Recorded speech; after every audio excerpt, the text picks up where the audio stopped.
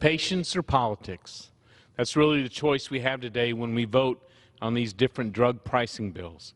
There is a path forward that chooses politics, and this path takes a partisan approach, throws away months of Republicans and Democrats working together to lower drug prices. Experts tell us this will delay or eliminate medical breakthroughs and life-saving cures for American families. This piece of legislation is potentially unconstitutional, one that leads to patient access restrictions, while giving more power to foreign bureaucrats to set prices for American patients right here. And at what cost? To save a few dollars in the short term for a dramatically worse landscape in America that discourages science, research, and discovery. So I think of Representative Kelly's young girl, Maddie Stewart, St. Petersburg, Pennsylvania. She has a Facebook page, Maddie's Followers. Go to that page. Understand how patients are waiting for us for those new cures.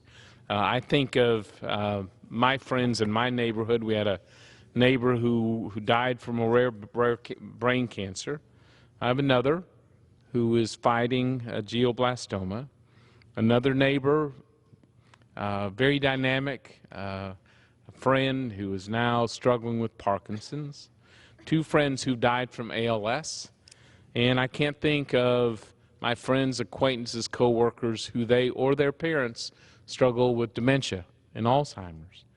This bill from Speaker Pelosi, in my view, just rips hope, robs hope from people waiting and praying for those cures. There's no way there's not fewer cures. Congressional Budget Office estimates that up to $1 trillion will be taken away from research and science and the revenues that are invested in drugs and new discoveries. Some say, well, the drug companies, and everyone seems to hate them, but the drug companies can just not do as much ads, can just shift some money around. But let me put in perspective. Drug companies could not spend a dime on any advertisement for the next 25 years. They couldn't make up what's taken from this bill. We could zero out National Institutes of Health for a quarter century. That's what $1 trillion in research and discovery investment does. You're in denial if you don't know there will be fewer cures, whether it's 38, whether it's 100, whether it's something in between. No one can tell us that cure that's lost won't be the one for Alzheimer's or ALS or Parkinson's or for cancer. This is the path Republicans reject. We just don't believe, we believe that is too high a price to pay for this bill, because we think there's a bipartisan road right in front of us that we can take together, one that chooses patients and their needs. And I'm convinced Democrats believe with us that we can do both.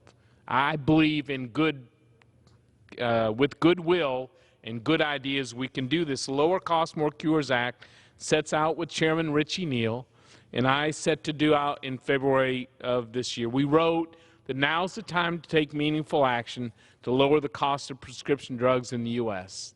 And we said we're committed to working together to end this cycle while preserving access to life-saving innovations. I believe we can do that.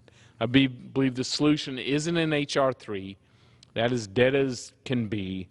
I think the solution is H.R. 19 and working together to fine-tune it even better by accelerating, not killing life-saving medical cures, by doing what we've already said is bipartisan, driving out-of-pocket costs down, expanding health savings accounts, deducting medical expenses, letting people use their SHAs more, saving seniors by redesigning Part D, forcing drug companies to justify their increases, to pull that curtain back on how they price those drugs, everyone along the system, forcing them to pay more of the drug burdens in Medicare Part D.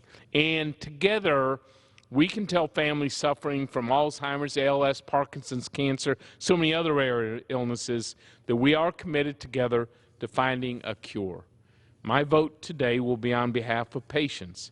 It'll be on behalf of bipartisan solutions.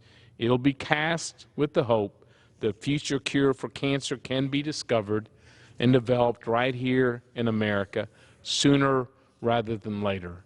I know my Republican colleagues will join with me in that fight as well, and I ask my friends, my Democrat colleagues, to do the same. Let me be clear on that.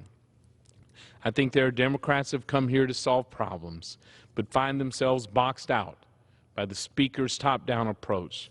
My simple request is join us in voting for a bipartisan solution, H.R. 19, no matter how you'll eventually vote on H.R. 3. Send a signal that it is not too late. For the Maddies of the world, it is not too late. We can deliver a bipartisan win for lower drug prices and that cure we all pray for our families and loved ones. With that, thank you, Madam Speaker. I yield back the balance of my time. The gentleman yields. The gentleman from Massachusetts is recognized. Thank you, Madam Speaker, and I yield myself the balance of